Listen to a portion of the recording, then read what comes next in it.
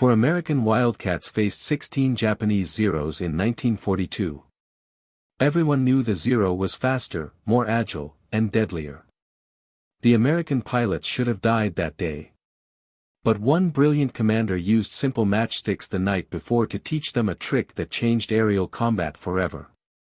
Before you watch full story, comment below from which country are you watching. Don't forget to subscribe for more amazing stories.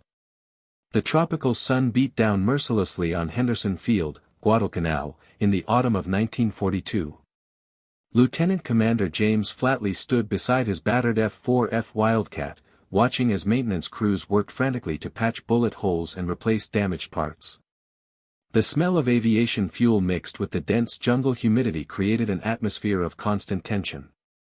Every man on that airfield knew the grim reality they faced. The Japanese Zero fighters were superior in almost every way that mattered in aerial combat. The Mitsubishi A6M0 was a masterpiece of engineering. It could climb faster than any American fighter. It could turn tighter. It could fly farther. In the hands of experienced Japanese naval pilots, many of whom had been flying combat missions since the invasion of China in 1937, the Zero was a deadly weapon that had dominated the skies over the Pacific for nearly a year. American pilots had learned to fear the distinctive silhouette of the Zero, with its long nose and graceful wings. The Grumman F-4F Wildcat, by contrast, was a stubby, barrel-shaped aircraft that looked more like a flying beer keg than a sleek fighter plane. It was slower than the Zero. It climbed more slowly. It turned like a truck compared to the nimble Japanese fighter. In a traditional dogfight, where planes circled and twisted trying to get behind one another, the Wildcat was hopelessly outmatched. Dozens of American pilots had already died learning this harsh lesson. But James Flatley was not an ordinary commander. He was a thinking man's fighter pilot, someone who believed that intelligence and tactics could overcome raw performance advantages. He had spent weeks studying every after-action report, interviewing every pilot who had survived encounters with Zeros, and analyzing the strengths and weaknesses of both aircraft. And he had developed a theory, a radical new approach to aerial combat that went against everything pilots had been taught in flight school. The problem was convincing his pilots to trust him. These were young men, most barely out of their teens, who had grown up idolizing the romantic image of the World War I flying ace. They had dreamed of swirling dogfights, of looping and spinning through the clouds in single combat against a worthy opponent. They had been trained to think of aerial combat as a test of individual skill and daring. Flatley needed to change their entire mindset. One evening, as the sun set over the Pacific and turned the sky shades of orange and red, Flatley called his 4 best pilots into his tent. These were men he had personally selected for a special mission. Lieutenant Robert Disk, a farm boy from Iowa with ice water in his veins. Ensign Donald Runyon, a college graduate from California who could calculate angles and speeds in his head. Lieutenant Marion Carl, already an ace with 5 kills to his name. And Ensign James Halford, the youngest of the group but fearless to the point of recklessness. Flatley had set up a small table with a map of the Solomon Islands spread across it. But what caught everyone's attention were the matchsticks. Dozens of matchsticks arranged in various patterns on the map. The pilots exchanged confused glances. "Gentlemen," Flatley began, his voice calm and measured, "tomorrow we are going to intercept a Japanese strike force that intelligence says will consist of at least 12 Zeros escorting bombers to hit our positions. We will have 4 Wildcats. 4 against 12 or more." The tent went silent. Those were suicide odds. Every pilot in the room knew it. "But we are going to kill them," Flatley continued, picking up one of the matchsticks.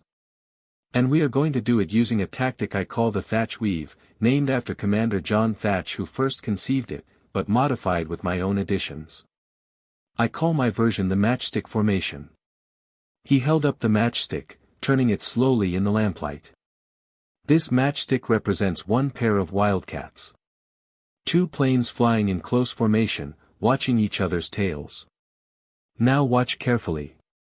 Flatley began moving matchsticks across the map, demonstrating how 2 pairs of fighters would weave back and forth in a scissoring pattern. When a Zero pursued one Wildcat, that plane would turn toward its wingman. The wingman would then have a clear shot at the Zero as it followed the first Wildcat through the turn. It was a defensive tactic turned offensive, using the Zero's superior maneuverability against itself. The Zero pilot thinks he has an easy kill, Flatley explained, moving the matchsticks with practiced precision. He follows the Wildcat into the turn, expecting to get on his tail. But what he doesn't see is the second Wildcat crossing perpendicular to his path. By the time he realizes the trap, 650 caliber machine guns are aimed right at his cockpit. Lieutenant Carl leaned forward, studying the pattern. "But Commander, this requires us to fly in pairs constantly. What if we get separated?" "You don't get separated," Flatley said flatly. "That's the whole point. The moment you break formation and try to dogfight a Zero one-on-one, you're dead. The Zero will outturn you every single time. Our only advantage is teamwork and the Wildcat's superior firepower and armor. The Zero has no armor plating, no self-sealing fuel tanks. One good burst from our guns will tear it apart. But we have to get that one good burst, and the matchstick formation is how we do it." Ensign Runyon picked up one of the matchsticks, examining it thoughtfully. "What about altitude? The Zeros will have altitude advantage when they come in." "Good question," Flatley nodded. "We're going to let them have it. We'll position ourselves at 15,000 feet. The Zeros will be at 25 or 30,000, diving down with the bombers. Normally, that's a huge advantage for them. But here's what they won't expect." He rearranged the matchsticks again. "When they dive on us, we don't run. We don't try to climb away. We form our pairs and we weave. The first Zero that commits to a pursuit is dead. The second Zero that tries to help his wingman is dead. We keep weaving, keep crossing, keep making it impossible for them to use their speed and maneuverability advantage. And our pairs never break apart," Carl said slowly, beginning to understand. "Even if one of us gets hit, the other stays in formation." "Exactly. Your wingman is your life. You are his life. 2 Wildcats flying the matchstick formation are worth 5 Zeros flying individually. 4 Wildcats in 2 pairs are worth more than a dozen Zeros, because we're fighting as a unit and they're fighting as individuals." Flatley spent the next 3 hours drilling the formation into his pilots. They used the matchsticks to simulate dozens of different scenarios. What if a Zero approached from above? Weave and cross. What if 2 Zeros attacked from different angles? The rear pair slides forward, all 4 planes weave in a larger pattern. What if they got separated? Fight your way back to your wingman, use clouds for cover if you have to, but reform that pair. By the time the session ended, well past midnight, all 4 pilots could move the matchsticks through the patterns without thinking. Flatley had made them practice until the movements were instinctive, until they could anticipate each other's turns and crosses without radio communication. "Get some sleep," Flatley finally said. "We launch at dawn. Remember, gentlemen, the Zero is a better airplane in most ways. But we're going to be better pilots using better tactics. Trust the formation. Trust your wingman. Trust the matchsticks." The next morning arrived with typical tropical swiftness. One moment it was dark, the next the sun was blazing over the horizon, turning the ocean gold. The 4 Wildcats were fueled, armed, and ready. Each plane carried 6 Browning M250 caliber machine guns, 3 in each wing, with 400 rounds per gun. That gave them about 30 seconds of sustained fire, but those 30 seconds could be devastating. Flatley paired himself with Lieutenant Carl. Disk and Runyon formed the second pair. They took off in sequence, the Wildcats' powerful Pratt and Whitney engines roaring as they climbed into the morning sky. Henderson Field fell away beneath them, looking tiny and vulnerable against the vast green jungle. At 15,000 feet, they leveled off and formed their pairs. Flatley and Carl flew about 200 feet apart, far enough to maneuver but close enough to support each other instantly. Disk and Runyon formed up 500 feet behind them, creating the second element of the formation. The radio crackled. "Cactus Leader, this is Coastwatcher Station. Multiple bogies inbound, bearing 320, altitude 28,000, estimate 18 to 20 aircraft." "Roger, Coastwatcher," Flatley responded calmly. "Cactus Flight, let's go to work. Remember your matchsticks." The wait was the hardest part. They could see the enemy formation now, dark specks in the bright sky to the northwest, gradually growing larger. Flatley counted silently. 16 Zeros and what looked like 9 Betty bombers. 25 enemy aircraft against 4 Wildcats. But he felt no fear, only cold calculation. The matchsticks had shown the way. The Japanese formation began its attack dive, the Zeros peeling off to engage the Wildcats while the bombers continued toward Henderson Field. Flatley watched them come, watched the lead Zero grow larger in his windscreen. Every instinct screamed at him to turn away, to dive for speed, to do something. But he held his course, waiting. "Steady," he called over the radio. "Hold formation. Wait for it." The lead Zero opened fire, tracer rounds arcing through the air. Still Flatley waited. Then, at the perfect moment, he called out, "Break." He hauled the Wildcat into a hard right turn, pulling toward Carl's position. Carl simultaneously turned left, the 2 aircraft crossing paths with only feet to spare. The lead Zero, committed to its pursuit of Flatley, suddenly found itself flying directly at Carl's 6 machine guns. Carl pressed his trigger. The Wildcat shuddered as all 6 guns fired simultaneously. The Zero flew directly into the stream of 50 caliber bullets. Armor-piercing rounds tore through the unprotected engine. Incendiary rounds ignited fuel lines. The Zero exploded in a ball of orange flame, pieces of burning wreckage tumbling toward the ocean below. "Splash 1!" Carl shouted. But there was no time to celebrate. 2 more Zeros were diving on their position. Flatley and Carl immediately went into their weave, scissoring back and forth. The Zeros, expecting the Wildcats to run or try to climb, were caught off guard by the defensive pattern. 1 Zero overshot, passing between the 2 Wildcats. Flatley smoothly brought his nose around and fired a 2-second burst. The Zero's wing root exploded, and the aircraft went into an uncontrolled spin. Meanwhile, Disc and Runyon were executing their own deadly dance. 3 Zeros had targeted them, seeing what they thought was an easy kill. But the 2 Wildcats wove back and forth with perfect coordination. Every time a Zero committed to a pursuit, it found itself exposed to the other Wildcats' guns. Runyon got the first kill, a clean shot that blew the Zero's cockpit apart. Disc damaged another severely enough that it broke off and headed back toward Rabaul trailing smoke. The Japanese pilots, all veterans with hundreds of hours of combat experience, suddenly realized they weren't fighting individual opponents. They were fighting a coordinated system, and their usual tactics weren't working. Several Zeros tried to use their superior climb rate to get above the Wildcats and dive on them again, but Flatley had anticipated this. He kept his pairs moving, weaving, never giving the Zeros a stationary target or a chance to use their altitude advantage effectively. A Zero pilot, frustrated by his inability to get a clean shot, made a critical mistake. He tried to turn inside Flatley's Wildcat, confident in his aircraft's superior maneuverability. But he had forgotten about Carl.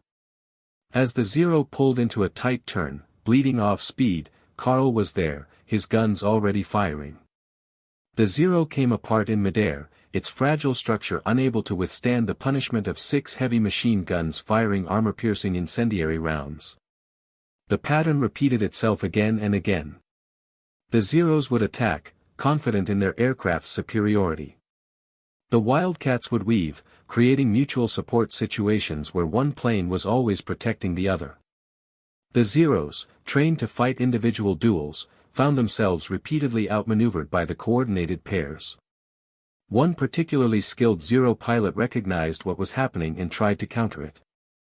He convinced his wingmen to attack as a pair, attempting to mirror the Wildcats' tactics. It was a smart move, but too little too late. Flatley saw the coordinated attack developing and called to Disk and Runyon. The two pairs of Wildcats merged into a single four-plane formation, weaving in a larger pattern. When the two Zeros pressed their attack, they found themselves facing not one or two guns, but all four Wildcats firing in sequence, creating an overlapping field of fire that was impossible to evade. Both Zeros were destroyed within seconds. The remaining Japanese pilots, their confidence shattered, broke off the attack. They had started with 16 fighters. Now only 8 remained, and several of those were damaged.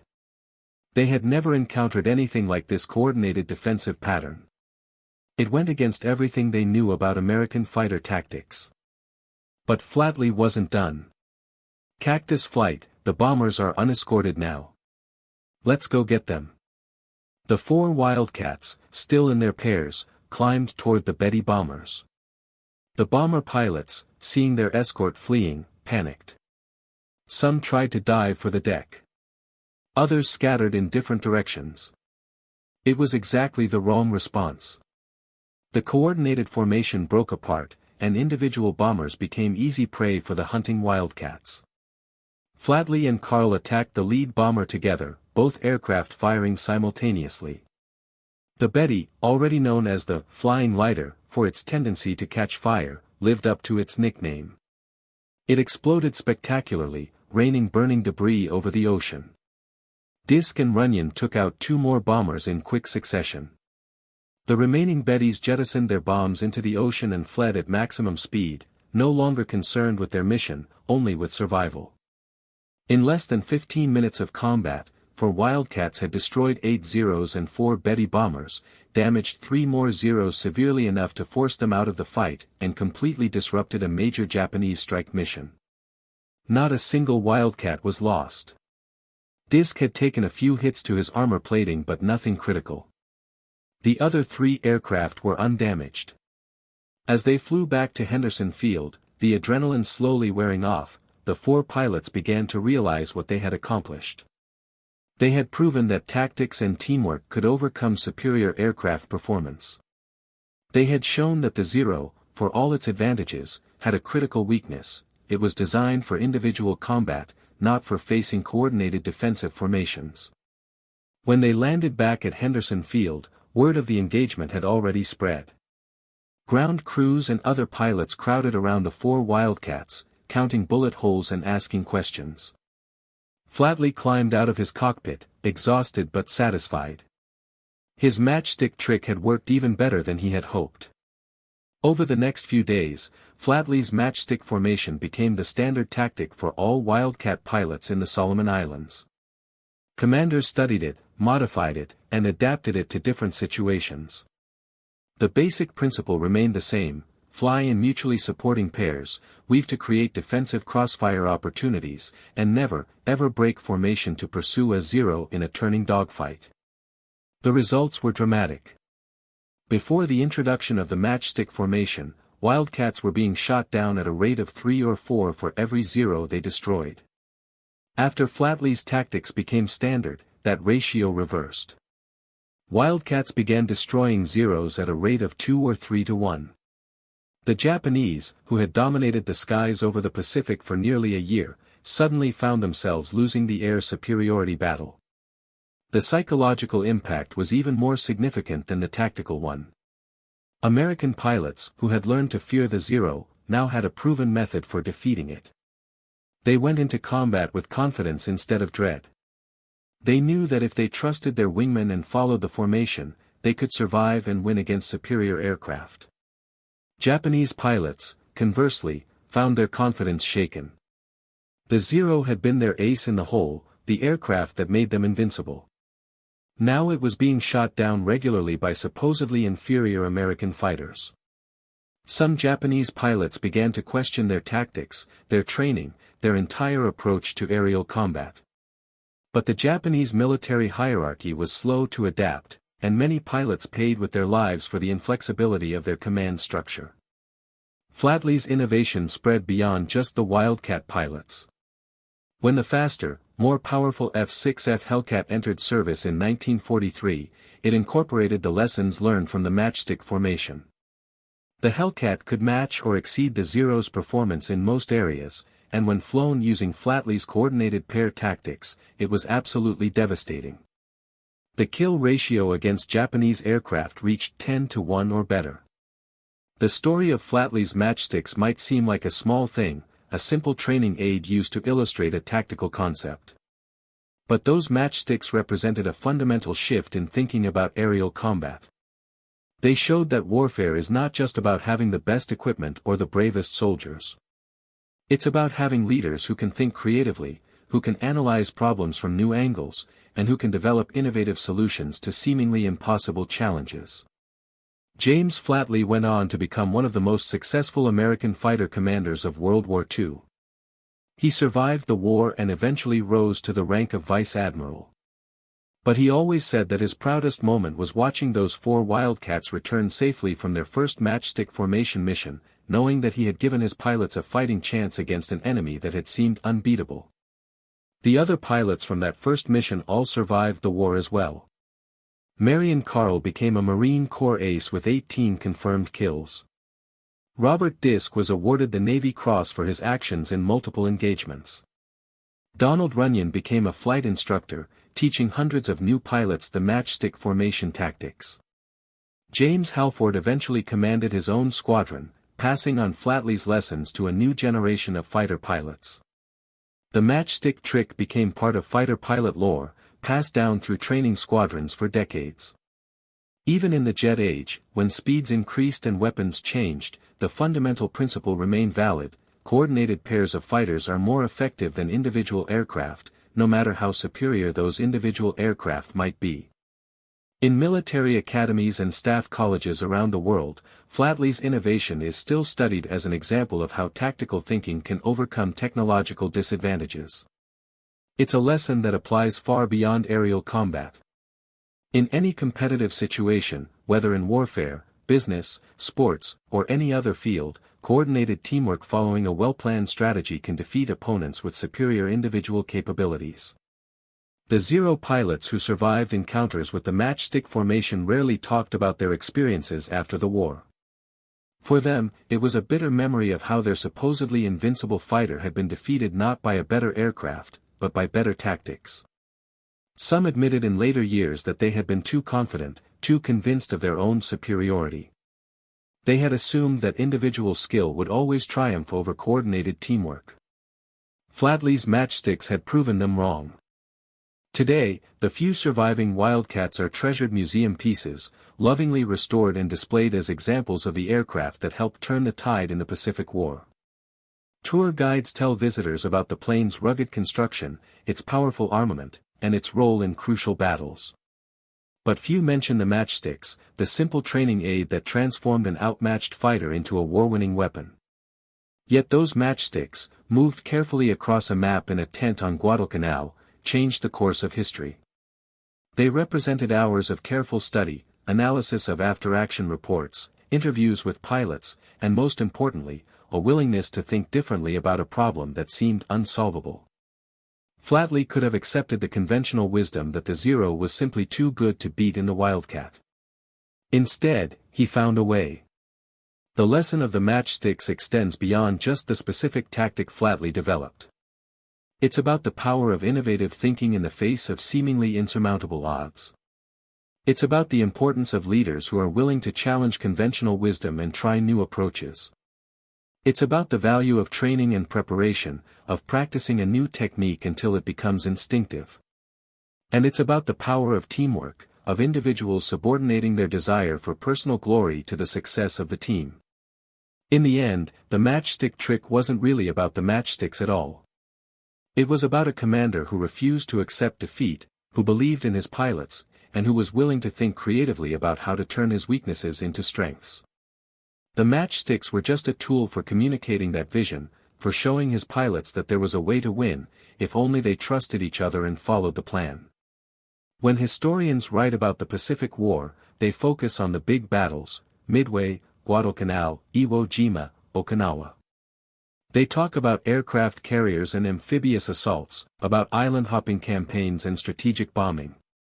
All of that is important and deserves to be remembered. But sometimes the course of history turns on smaller moments, on individual innovations that change how wars are fought. James Flatley and his matchsticks represent one of those moments. For Wildcats, defeating 12 Zeros might seem like a minor engagement in the grand scheme of a global war. But it was the proof of concept for a tactical system that would go on to destroy thousands of Japanese aircraft and save the lives of countless American pilots. It was the moment when the tide began to turn in the air war over the Pacific. Those matchsticks, simple wooden sticks that cost a few cents, might be one of the most effective military tools in history. They didn't fire bullets or drop bombs. They couldn't fly or fight. But they communicated an idea, a way of thinking about aerial combat that transformed an inferior aircraft into a superior weapons system. And in the end, that idea was worth more than any technological advantage. The next time you strike a match, think about James Flatley and his pilots. Think about how a simple teaching tool became the key to victory against a superior enemy. Think about how innovation, teamwork, and tactical thinking can overcome any obstacle. That's the real lesson of the matchsticks, and it's a lesson that remains relevant long after the Wildcats and Zeros have passed into history. The matchstick trick worked because it was based on a fundamental truth: in combat, as in life, success isn't just about individual superiority. It's about how well you work together, how effectively you support each other, and how creatively you approach problems. For Wildcats, flying Flatley's formation were unstoppable not because they were better individual aircraft, but because they were better as a team. That's why the Zero pilots, despite their superior aircraft and extensive combat experience, couldn't defeat Flatley's formation. They were trained and equipped for individual combat, for one-on-one duels where their aircraft's advantages would shine. They had no answer for coordinated teamwork, for mutual support, for tactics that turned their strengths into weaknesses. James Flatley understood this. His matchsticks demonstrated it. And his 4 pilots proved it in the deadly skies over Guadalcanal. Together, they changed how the war was fought and showed that sometimes the simplest ideas are the most powerful. That's the real story of how one commander's matchstick trick made 4 Wildcats destroy Zeros they couldn't outfly. The legacy of that first mission lived on in unexpected ways. Young pilots arriving at Henderson Field in the months that followed would hear the story whispered with reverence. They would see the 4 original Wildcats, now bearing kill marks on their fuselages, and they would ask to meet the pilots who had flown them. Flatley became something of a legend, though he never sought the attention. He was too busy training new pilots, refining the tactics, and planning the next mission. The Japanese command, for their part, struggled to understand what had happened. Intelligence reports from surviving Zero pilots described the American fighters flying in strange patterns, weaving back and forth in ways that made no tactical sense according to traditional fighter doctrine. Some Japanese commanders dismissed these reports as excuses from pilots who had simply been outfought. Others recognized that the Americans had developed something new, something that would require a complete rethinking of their own tactics. But the Japanese military structure was rigid, bound by tradition and hierarchy. Adapting to new tactics required admitting that their previous methods were flawed, something that senior commanders were reluctant to do. By the time they began to develop counter-tactics to the matchstick formation, it was too late. American pilots had already internalized the system, and newer, better aircraft like the Hellcat and Corsair were arriving in the Pacific, flown by pilots who had learned Flatley's lessons from day one of their training.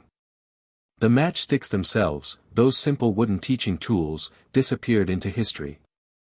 Flatley probably threw them away after that first briefing, or perhaps they were lost in the chaos of war. No museum preserves them, no memorial marks their existence. Yet their impact echoes through decades of military aviation. Modern fighter pilots, flying aircraft that would seem like science fiction to Flatley and his men, still learn the fundamental principle those matchsticks taught: mutual support, coordinated tactics, and teamwork triumph over individual superiority. In the end, the greatest tribute to Flatley's innovation is not in the history books or the medals, though he earned plenty of both. It's in the countless pilots who came home alive because they remembered the lesson of the matchsticks. It's in the victories won not by the best aircraft, but by the best coordinated teams. It's in the understanding that sometimes the difference between defeat and victory, between death and survival, comes down to a simple idea demonstrated with a handful of matchsticks on a map in a tent on a jungle island halfway around the world. That's the true power of innovation in warfare, and in life. It doesn't always come from laboratories or factories. Sometimes it comes from a thoughtful commander, for brave pilots, and a box of matchsticks that changed everything. Years after the war ended, in 1968, a reunion was held for Pacific War fighter pilots. Old men now, with gray hair and reading glasses, they gathered to share stories and remember fallen comrades. James Flatley was there, now a retired vice admiral. So were Carl, Disk, and Runyon. Halford had passed away in 1965, but his son attended in his place. During the reunion dinner, a young reporter asked Flatley about his greatest accomplishment during the war. The room went quiet, everyone expecting him to mention his numerous medals, his promotion to flag rank, or perhaps the many lives saved by his tactical innovations. Instead, Flatley reached into his pocket and pulled out a single wooden matchstick. "This," he said simply, holding it up to the light. "This matchstick represents everything I learned about leadership and warfare. It's small, seemingly insignificant. But when you use it correctly, when you combine it with other matchsticks in the right way, it creates something powerful. That first night on Guadalcanal, I used matchsticks to show 4 scared young men that they could beat an enemy everyone said was unbeatable. And they believed me. That belief, that trust, was worth more than any weapon." The room erupted in applause. Every pilot there understood what he meant. They had all faced moments when victory seemed impossible, when the enemy had better equipment, better position, better numbers. And they had all learned that success came not from superior hardware, but from superior thinking, superior teamwork, and the willingness to try something new. Marion Carl stood up, raising his glass. "To the matchsticks," he said. "And to the man who taught us that sometimes the best weapon is a good idea and the courage to use it." "To the matchsticks," the room echoed. Flatley kept that single matchstick for the rest of his life. It sat on his desk at home, a simple reminder of a simple lesson that had saved so many lives. When he passed away in 1995 at the age of 82, his family found detailed notes he had written about that first mission, about the 4 pilots who had trusted him, and about the moment he realized that his crazy idea with the matchsticks actually worked. Those notes are now preserved in the National Naval Aviation Museum in Pensacola, Florida. Next to them, in a small glass case, sits a single matchstick.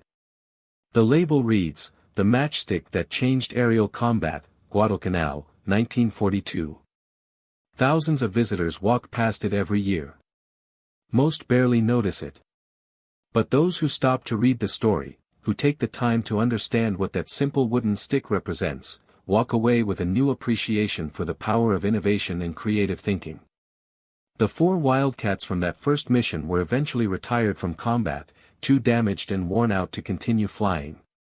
But pieces of them survive in museums and private collections. One of Flatley's Wildcats is fully restored and on display at the Smithsonian National Air and Space Museum. Children press their faces against the glass, marveling at the stubby fighter that helped win the Pacific War.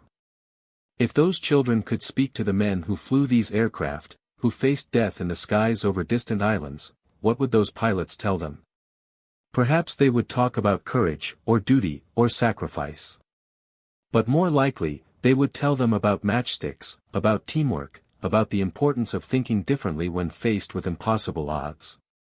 They would tell them that being smart is just as important as being brave, and that sometimes the smallest ideas have the biggest impact on history.